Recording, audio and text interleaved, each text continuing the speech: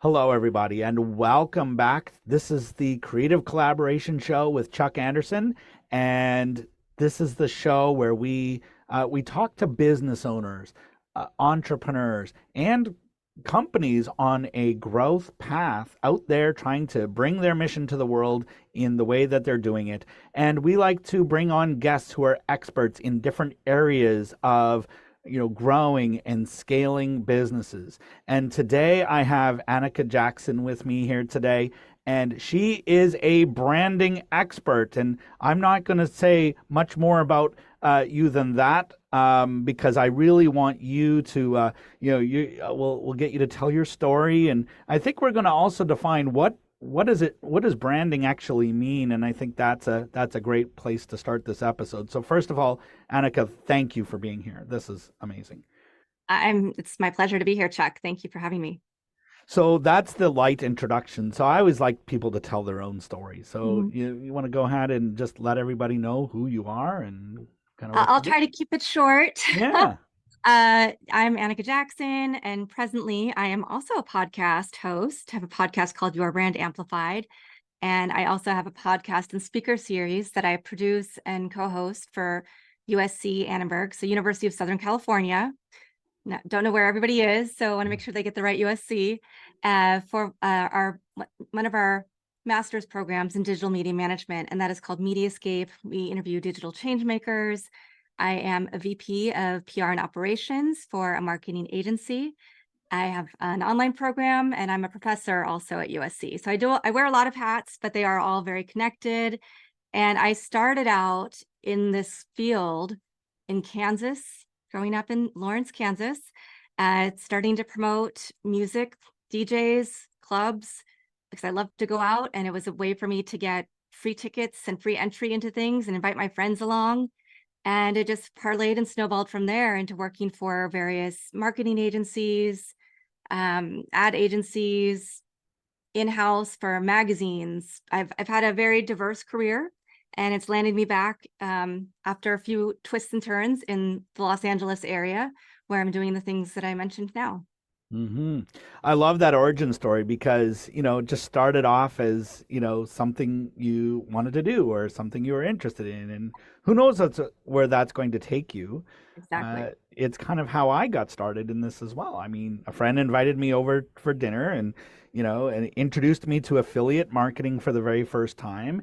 And next thing I know, Yeah, 20 plus years later, I'm still exactly. doing that, which is a lot of fun. You just never know, what doors are going to open when you go through them, and so that's great. And so we want to talk about branding in this episode. And I know this is something in the agency work that you do and in your private, consulting that you do. Branding is the the thing that you're I would say known for. And so tell us a little bit about, like, kind of who are you working, first of all, what is branding? I mean, let's do that first, and then we'll kind of get, and then we'll get into who needs it, right? Well, and I can kind of combine those. It's really interesting because I sometimes have small businesses, clients who are starting up or who want to shift from one industry to another come to me, and they have their idea and they say, I have a brand. What they really mean is they have a logo, they have a website, maybe they've Mm. preserved a name on social media. That's brand identity. It is not the ethos of a brand. A brand is so much deeper. A brand is the thoughts and feelings that are associated with the name of your company. When people see your logo, what do they feel? Right? And so it's the collective kind of impression and perception that potential customers have of who you are and what you do in the marketplace. And that could be a personal brand. It can also be a business. And so it's really interesting, and that's why I love this space, because as you mentioned, people usually think, oh, if I just create these materials, then I can start my company. But you really have to go back, and this is something that I teach in my brand amplifier program, going through the steps of creating your brand blueprint. So who are you? How do you show up for your purpose, your vision, your mission, your values? How do you want people to perceive you? What kind of language are you going to use, right? Yes, the identity pieces, the colors, the taglines, the comments, all of those things make up what your brand is. Mm. I love that. I particularly love how you said it's really about how we want people to perceive us and how we want them to feel. And that is a element of the conversation I really don't hear enough. Like you said, people are thinking about it in terms of their logo and their website. And I even know people who call themselves branding experts who are really, website designers, but it's Mhm. not, it's more than that, right? I always like to think of it is as what do I want to be known for and how do I want people to think of me? Is that kind of along the Absolutely. lines of what you're saying, or is it Absolutely. more than that? No, I mean, that's if you're going to boil it all down, that's what it is. I feel like we are all here for a reason, whether it's in our personal lives or in our business lives. And that purpose should be the driver behind everything you do. And somebody should be able to identify where you stand in the marketplace against your competition, because they should be able to see what your values are, what your purpose Hmm. is, how you show up. Yeah, I love that. So, in your world, let's describe the kind of person who's coming to you for this kind of help. I mean, what are, I'd say two parts to it. Like, what is the struggle? Maybe it's they've already decided on that they want to do some branding and they're trying to figure it all out. Maybe it's even earlier than that. And then what's sort of the desired outcome that they're hoping to achieve? So let's, who do you find yourself working with and who's coming to you in this regard? And I think there's a few different customer personas that I have for my brand. Hmm. And it would include small businesses, particularly startups. I work with a lot of minority entrepreneurs who are just starting out and trying to establish their businesses, whether that means they're working on funding streams, they want to start a nonprofit as an offshoot of a brand they've started. They want to be seen for who they are and what they're trying to put out. So we always start with, no matter where we are in the process, somebody wants PR, they want social, whatever, I take it back to brand and figure out, do we know who you are? Do we know who you are compared to your competitors? What, we do a lot of analysis to see like what keywords are people saying when your name comes up or when your category comes up. What are the trends? What are people saying about your competition? So that then I can figure out what a good strategy is to make sure that that brand is being seen in the proper light. And so that's when we get into the strategies and tactics of integrated marketing. But yeah, I work with a wide variety, everything from my students. I teach PR and branding to the Brand Amplifier for Entrepreneurs program, where I walk through the steps that I take with my retainer clients to get them to understand their brand before we put together a plan. Work with the retainer clients and then mostly entrepreneurs, but also workforce development and education. And so Hmm. for every client, they each have a unique challenge that we need to solve for. But a lot of times it does come down to they know who they are potentially, right? They might need some help with that, but they are not being seen. And so how do we make sure that they're more visible and that their brand is representative of exactly how they want to show up in the market? So Hmm. that might mean we do some brand refresh work, tweaking messaging. They might have a great purpose, mission, and vision, but they just might need a little bit of update in the verbiage, an update in the tagline that they're using, an update in, it could be that they need updated brand identity because they're a 40-year-old brand and haven't done anything since, Hmm. in the past 40 years to update. So we look at that. We really see from a holistic perspective what needs to be fixed or solved for or made a little bit shinier and better. Hmm. And then we can take them to the next level. And a lot of times it is that somebody has a perspective, they need a little bit more brand building, and then they need to be able to be seen, whether that's through digital advertising, whether it's through their social media, whether it's through podcasting or other types of interviews. And so that way we can then drive more people to see who they are, and then they get more recognition, and then that leads to sales. Mm, I love that. Speaking of challenges, what are some of the challenges that the companies or the people that you're working with are experiencing right now that's causing them to look at their brand as maybe the next thing that they need to tackle or to improve? I would say a big one is for particularly for our education clients, because we work with a lot of adult education, so community college systems, career technical education, fields that are really growing, where we really need people, right? And there's a lot of great jobs. So it's making sure that they are standing out against their competitors in a region, and that they're getting the right students in, and that they have the right employers on the other side that want to employ these students. So a lot of times it is about making sure that they are attracting the students that they really want to the right programs, to get the right jobs, to make the money that will make a difference for their families, and also regionally fulfill the needs of whether it's manufacturing, retail, auto tech, whatever it is in that region in terms of the economic factors. On the other side, it would also be sometimes they want to attract more teachers. They don't have enough teachers for the number of students. Um, it could be that they need more English as a second language teachers, or they need more people who are helping people get their high school equivalencies, which is, I don't know if it's the same exact thing in Canada as it is here in the States, right? Mm-hmm. And then for other brands, it is that they have a product, it's really viable, but they might need some help being comfortable representing their brand. Because I find a lot of entrepreneurs want to stay behind. They want to like, oh, my brand's going to do all the talking. But in order for you to get brand recognition, you have to be seen as the industry expert, the thought leader, the person who really understands and has a great story as well, right? The storytelling. Why did you create this brand? What compelled you? What need did you see in the market that now is going to help be a solution for other people? Mm. One of the things I like to think about after the challenges is what some of the mistakes are that are making. And I think you said one right there is that, they're trying to let their brand do all of the work too early, Yes. and they're not putting themselves out as much. And if we think about some of the bigger brands out there, I mean, they've been around for, 50 to 100 years. They've done the branding work and it's branded, right? So but early stage, it's not so. We have to really get it out there. So, is there any more to that mistake? And are there any other mistakes that you're seeing people make when it comes to their branding? Mm. Another one is maybe they haven't gone through the whole exercise of creating a brand blueprint.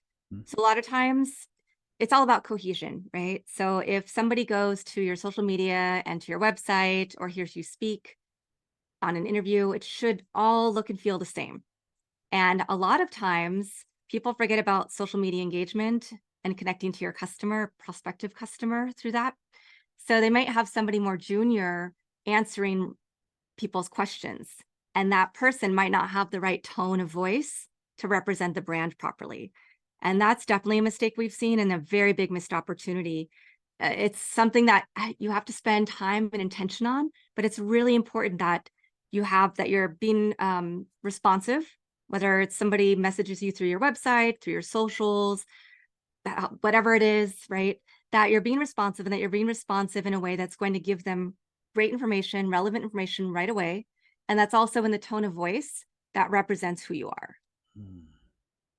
Yeah, and again, that tone of voice is going to contribute to what you were saying earlier, and that is how do we want people to perceive us, and how do we want them to feel when they experience Yeah. our brand, our company, or ourselves as the founder or leader or spokesperson or the face of the company. I mean, and I think of some of my favorite brands. So many of them do have not they're not just a company, but there's a leader behind that company that we can also associate with. I always think about Wendy's, Oh yeah. right? And Dave Thomas. I mean, it's not just a company that sells burgers, right? I think of Dave Thomas when I think of Wendy's, right? And so and I think that people ultimately want to do business with people, the people who are behind, the companies, right? Yeah. They And want the no trust and no trust and like factor. hmm And so how much of that personality, or how important is it to have a person or a personality behind a company and its, the brand that they're putting out there in the marketplace? I think it's more and more important every day, especially with the younger generations. They really demand authenticity. They want to see, is the person behind the brand, do you hold the same values that they hold? Right? Because that's part of their buy-in. If they are very into environmentalism, but then they find out this brand that they love is funding horrible things and polluting, and that the person that is behind the brand is giving money to people to make sure that they can pollute, like they're not going to support that brand anymore. So it's really important. It really is tied in, particularly since most businesses and organizations are small businesses. That's the backbone of America, whether it's United States or Canada, right? And so people want to see who it is so that they can form a relationship with you, so that they can go, okay, this is something I can put my money towards. This is somebody I can get into business with. Hmm. Amazing. So, what would be some of your tips or advice for anyone listening in right now who it's like, okay, we've kind of defined branding and its purpose and what its ultimate goal is. What are some of the next steps, or what are some of the things they need to be thinking about next in terms of you know getting their brand on point and achieving what they want out of it? Well, I mentioned something a little earlier, so it's a really short synopsis, I guess, but I talked about customer personas, Hmm. and it's really important to think about who your ideal customers are so that you know where to find them, because they're not going to live on every social media channel, right? They're not going to be everybody. Eventually, you might want to reach everybody, but you need to start with more specific examples. So I love to walk through exercises where we think about who we are as a brand, what our messaging is, what our tone of voice is. Are we playful? Are we sophisticated? Are we irreverent? How do we want to come across when we're speaking to somebody? Because that's language you're going to want to put into your brand Bible along with your identity and your colors. But then you get to your customer personas. So then how are you speaking to the customers, and where are they living? What are their motivations? What are things that they're scared of? How much money do they have to spend on a product or service? And so you really get into the heads, the psychological, the psychographics, the demographics of your consumers, create some profiles. And then I always advise, yes, reserve every social media channel, but by no means do you need to post on everything. Post where your customers are most likely to live, right? And so start thinking about what messages you want to put out, content pillars. How do you want to educate them and bring them along? How do you want to share your why with this audience? Hmm. And that it's not just social, it's what you're writing on your website, it's how you're showing up in the press. And then I have there's so many tips I can give, but one thing I also recommend is go out and start talking about it. And don't be afraid. In PR, I always like to say just like a baby, you usually crawl before you walk, before you run. So start with smaller platforms. Maybe look for an online publication that's catered towards your audience. If it's like a women, you can look up um, women-owned magazines or women in business magazines, and you can find small ones that will take submissions. So maybe start there, start writing out who you are, then start getting on some smaller podcasts. Then you start getting on bigger things and start getting bigger press. And it's a great way to build up your confidence in speaking and being the voice and the face of your brand. It's a great way to hone your messaging so that when you get the big opportunities, the big stages, that you really know how to dial in what you're going to say. And that's one of the best things that I love to do, because a lot of times that's the other thing. People come and say, I have a brand, I'm ready for PR, I want to be in Forbes. So, Paul, let's take a step back. Let's make sure that we have everything, all these other things done first. When somebody, when you do get in Forbes, that when somebody goes to your website, that they're going to see that you are exactly who you say you are. And then when they go to your social media, same thing. And when they download your product or they purchase your product, same thing. So we really want to make sure that the whole ecosystem is really well put together, and then to start taking those baby steps. And sometimes then it goes boom really fast. Sometimes it takes a little longer, but it all works really well. And if you take the time and intentionality to do it right the first time, then you're not going to make a lot of the mistakes, right? Because you're really going to know who you are. You're going to know what you stand for. You're going to know that maybe those persons or that funding stream isn't your ideal client, your ideal sponsor, your ideal funder, and this other person is. And so I think it's really important because as you're creating your brand and showing who you are, you're really able to figure those things out and show up authentically. And it's not about trying to be authentic. It's just that you are. Mm. I think the goal of trying to get into Forbes is a great example, and you talked about taking that step back. How often, when you take that step back, do you find that, oh, there's some additional work that we need to do here versus, oh, okay, yeah, this all looks good, let's go for it. Yeah. There's always additional work. There's always something that to be done. And to your point, some of the other things that we see a lot with clients are they need something fixed with their brand. They also honestly usually don't have a lot of time and they might not have big budgets. So we have to figure out what's the framework? How do we stair step to get you where you want to go? Hmm. And further to that, okay, so if you identify these things that need to be fixed, then my goal is to get into Forbes. I've heard so much, I think entrepreneurs get tired sometimes and business owners get tired, and it's like, okay, that's good enough. I'm just going to go for it. But what would be the downside of just going for it versus fixing those things before applying to get into Forbes? Yeah. Well, are you showing up the way you really want to show up? Right. That's the biggest question. Hmm. If you get into Forbes, are people going are do all of your links work on your website so that people can purchase easily? Is it easier for them to find the button to click through to join your mailing list or to get more information on a product or service? So if you haven't fixed those things and you start getting traffic, people are immediately not going to trust your brand.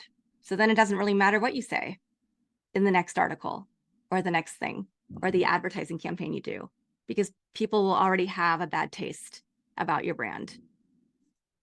Yeah, it sounds like that's the worst thing that could happen is that they actually do pick you up and put you out there, but you put you out there with things that are either broken or not really, conducive to your overall goal and what Yeah. you want to get. And that, yeah, I mean, not to rush it. And just with all of this, just in listening to you, it really sounds like there is benefit to working with someone versus doing it all yourself. And I just know so many business owners and entrepreneurs who, they do too much themselves. And my listeners know I'm big on collaboration and Right. partnerships and finding somebody to work with. So, you know, two things I think, with this. One is, what are the benefits to working with somebody on the branding versus trying to do it all yourself and piece it all together? And then also, like, what, and we'll take that further because, how does, collaborating in your business play a role in what you want to achieve? And so it's kind of two things there. One is on the branding, but also just in collaboration overall, finding someone to work with. It's anytime that somebody else can look at what you're doing and give you another perspective, I think is fantastic. A lot of times I've worked with people who have even been in business 20 years and been in the same business and just said, something's not quite right. So we tested out some things, went through some of the exercises, and they realized they were not going after the right audience and that their messaging was drawing in an audience they didn't want. So they were able to course correct a little bit. Right. And so it's the beauty, even myself as a marketer and brander and publicist, I need other people to take a look and say, okay, what am I missing? Or what do you see when you look at this? Because it's better to have those eyeballs. Otherwise it's like the cobbler with no shoes, right? Or the emperor with no clothes. So I think it's always really good to get an outside perspective. It doesn't have to be cost prohibitive to do so, right? There are a lot of great people you can work with, and collaboration is everything. There are, you can say there are a million online courses you can take or programs you can buy will teach you how to do XYZ, but they're going to be one piece of the puzzle, not the whole puzzle. And if you can get somebody who's an expert in their field, why not work with them? I've been talking to a lot of people and making a list of who the experts are that I want to work with next year. Um, and the year beyond, and okay, what's the budget? So I need to figure out what point I'm going to be able to afford their services, but I'm identifying that now so that I can work towards that because I know they're going to do it a lot better than I can. Mm. Yeah, and that is so true. I mean, as a reformed do-it-yourselfer, I can say, things We all things get try. done so much easier when I get people who are skilled in the way that they are to do what they do because, it takes that thing off my plate, but B, they may have a unique skill set where I'm kind of okay, but they're great, Yeah, right? exactly. And they can do things in a fraction of the time. And I think, so many of us, business owners, entrepreneurs, um, whether it be for profit or nonprofit or educational, sometimes we do too much. We do too much, and collaboration and partnership is, I really think, is the key. What do you look for when you're looking for someone to collaborate with in your business? Mm. Well, I think we've covered quite a bit of it. I look for, I mean, I do a lot of research. I mean, Hmm. for instance, I'm collaborating with you right now, and it's been a year since I heard a podcast that you were on. But what you said to the point of branding resonated with me. It showed me who you were. I went and did a little bit of research. I reached out to you after hearing you on somebody else's podcast. So that really does work for anybody who's listening. Oh yes, definitely get on shows. And then you and I had a conversation, and then I've been on your list, and I've come to a few of your workshops, and now we're working together, Hmm. right? So I want to make sure that the people I'm working with aren't just trying to be overtly salesy and just get my money in the door, right? I want to work with people who I know are really genuine, authentic, really love what they do. And then I know that what they're so much smarter in that area than I am, that it would be I'll end up spending more money and making more mistakes if I don't work with them. And I've made Hmm. that mistake before. So I think that story of how you and I connected is a great example of, look, you don't have to rush into things, and we don't have to, you know, go and, oh, it's the Black Friday special, so yeah. we need to go and take advantage of this right now. There's so many, so much slick marketing, offers that are just, it just feels like we're going to miss out.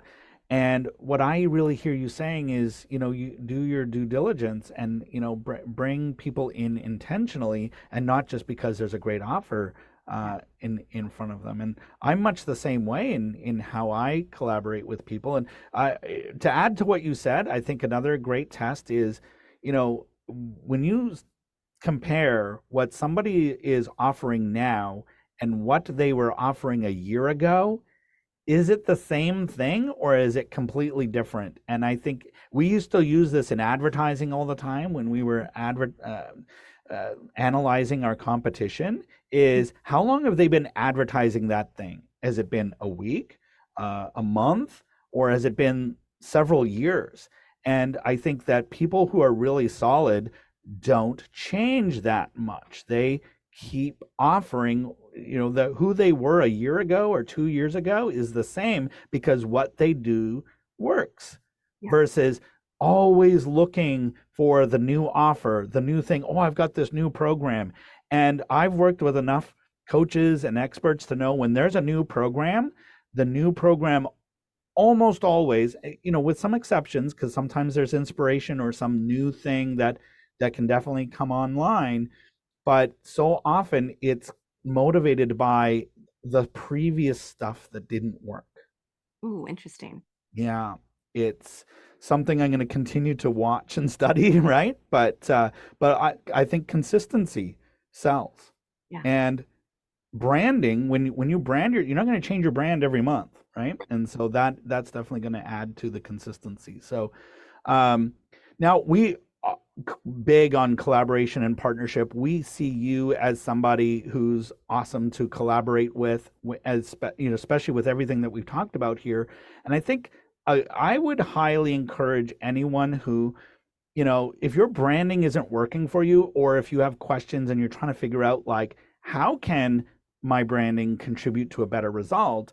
I think a great thing for you to do is to reach out to Anika, and we've got her links right beneath this video. and in the podcast show notes.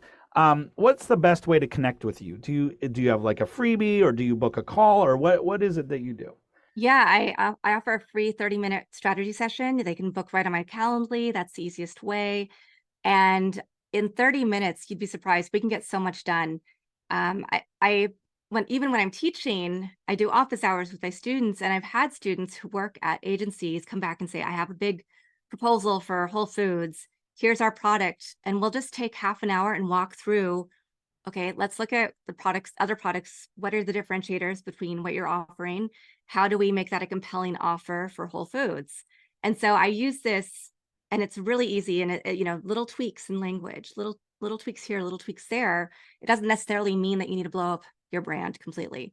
And so that's a really great place to start. And I'm so passionate. Like, I love teaching and I love sharing with people.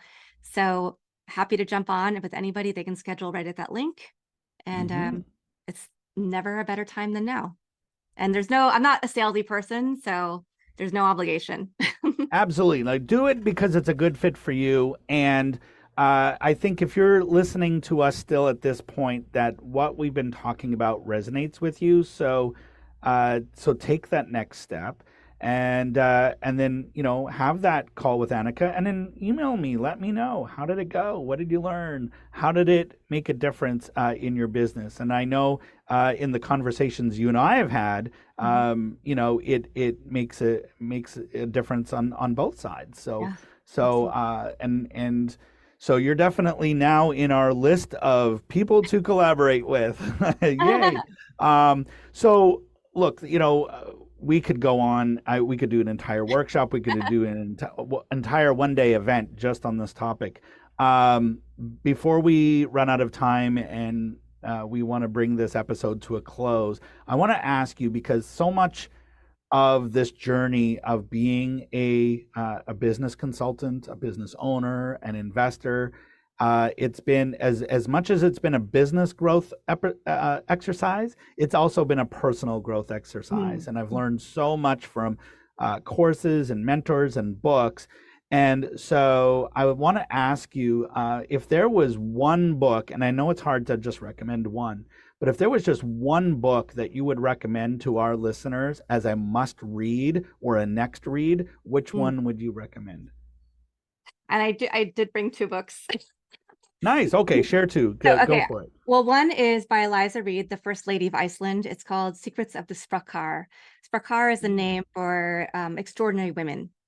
And so it's about Iceland's extraordinary women and how they're changing the world. And so that's more of an inspirational for me book to think about how people change the world and what is their special spark and magic. The other Mm. one is by a Canadian, Roy Osing, and it's called Be Different or Be Dead. And he was an executive at TELUS and took it to $1 billion in revenue company. But through audacious leadership. So he really talks about, don't do things within the box. Think about other ways to do things, other approaches, and servant leadership. And it's a really great informative book. I'm actually giving copies to all of my students in my class tomorrow. But yeah, so that's one that I think is a really good book for anybody to read who's thinking about how they want to structure their company, their business, not the physical or the structure, the operational structure, but how you want to show up and how you want to do things that will really make a difference, create compelling narratives and offers, and get you to $1 billion in sales. Amazing. I love those recommendations for a couple of reasons. Number one, they're both in alignment with what I care deeply about, and that is our businesses should be world changing, or should, maybe not the right word, but could be. I mean, there's so much good needs to be done in the world, and we're very pro social entrepreneurship, right? Yes. How do our companies contribute to a better society, community, country, world, etc.? Mm. And both of those books, I think, are so in alignment with that. And I've never heard of either of them. Oh, yay. Um, yeah, wow. So I not only are we going to put the links beneath this video and in the podcast show notes there for anyone else who wants to check them out, I'm going to check those out as well. And that thank you so much for those recommendations. And I can tell that they're both very personal to you, which is Yeah. which is wonderful as well. Anika, this has been great. I mean, Oh, there's thank you, been Jack. we've covered so much ground in a short period of time, and I know there's more that we could do. I highly recommend that people do reach out to you and connect with you. As we bring this episode to a close, is there any final piece of advice or words of wisdom you want to leave with our audience? Mm. Well, when you come on my show, I always ask my last question isn't book. It's what do you have a favorite quote or mantra or motto? And mine is be kind whenever possible. It is always possible from the Dalai Lama. And that's one of my values of my personal and professional brands. And it's something we can all use a little more kindness these days. We can always use a little more of thinking about what somebody else might be going through instead of just reacting and being gentle with each other. So I'll Mm. just leave it with that. I felt every word of that. Oh, So be kind whenever possible. It's always possible. Those are great words to end this episode by. So, Anika, thank you. thank you. And to our listeners, thank you for being here as well. And I sincerely hope that this has been inspiring for you.